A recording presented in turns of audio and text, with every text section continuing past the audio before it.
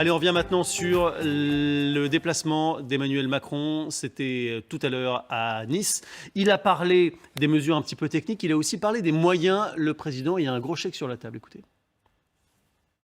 Cette loi, donc d'abord, elle sera présentée par le ministre en Conseil au mois de mars. Et elle prévoira un budget en augmentation d'1 milliard d'euros supplémentaires chaque année pendant 5 ans. Ce qui reviendra, d'ici à la fin du prochain quinquennat, à augmenter le budget de près de 25%, ce qui est une augmentation inégalée, mais ce qui est une augmentation nécessaire compte tenu de la situation que nous connaissons. Denis Jacob est avec nous, secrétaire général du syndicat de police alternatif CFDT. Denis Jacob, une réaction sur la somme, sur le montant, les 15 milliards. Est-ce que vous dites que le président aujourd'hui a été à la hauteur des questions sécuritaires en France ?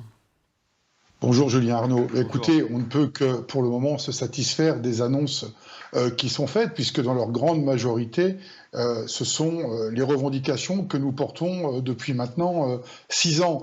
Simplification de la procédure pénale, des unités beaucoup plus rapides dans l'action sur le terrain, et notamment pour reconquérir les quartiers difficiles où c'est la loi des voyous qui règne aujourd'hui.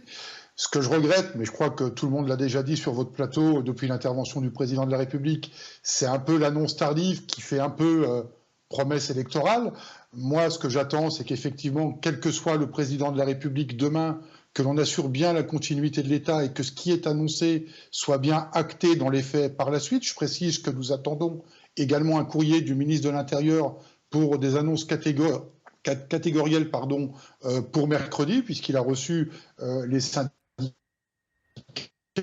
en fin de journée hier. Donc on attend aussi des annonces catégorielles qui s'inscrivent dans cette loi d'orientation et de programmation, mais qui est elle aussi conditionnée à un agenda parlementaire. Et la crainte, c'est que cette loi, elle arrive après la présidentielle, voire après les législatives, et que l'on reste donc conditionné à un gouvernement qui continue la continuité de ce qui est annoncé. Mais le plan annoncé est ambitieux dans le sens où on veut reconquérir la police, mais je l'ai déjà dit sur votre plateau, la reconquérir, c'est une chose, la pérenniser, c'en est une autre, et pour la pérenniser, il faut que parallèlement, on ait un grand plan interministériel de reconquête des quartiers difficiles, de politique de la ville, sociale et économique. Denis Jacob, est-ce que vous regrettez peut-être que dans la bouche du président, on n'ait pas, alors c'était pas le propos du jour, mais tout de même, on sait que la politique sécuritaire, elle marche sur 2 pieds, la police et la justice, et les policiers souvent critiquent un peu la suite du travail chez les magistrats. Est-ce que cet aspect-là, il a été suffisamment clarifié pour vous ou pas ?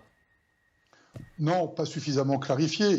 Ce qui est déjà important de dire, c'est qu'au-delà même des mesures financières, il annonce aussi une réorganisation structurelle de la police nationale, ce qu'Alternative Police demandait depuis toujours, de la même manière pour le temps de travail.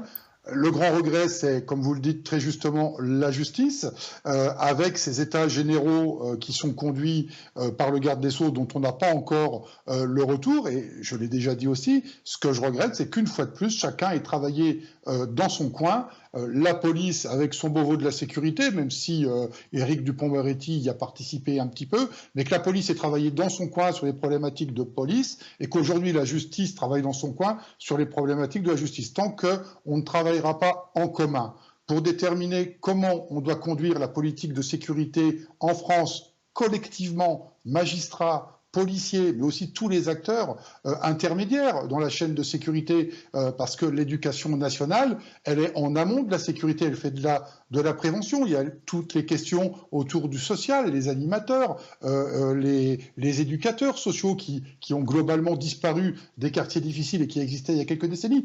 Bref, sur la justice, oui, effectivement, on a un goût d'inachevé, mais peut-être qu'il y aura des annonces complémentaires d'ici quelques jours, quelques semaines.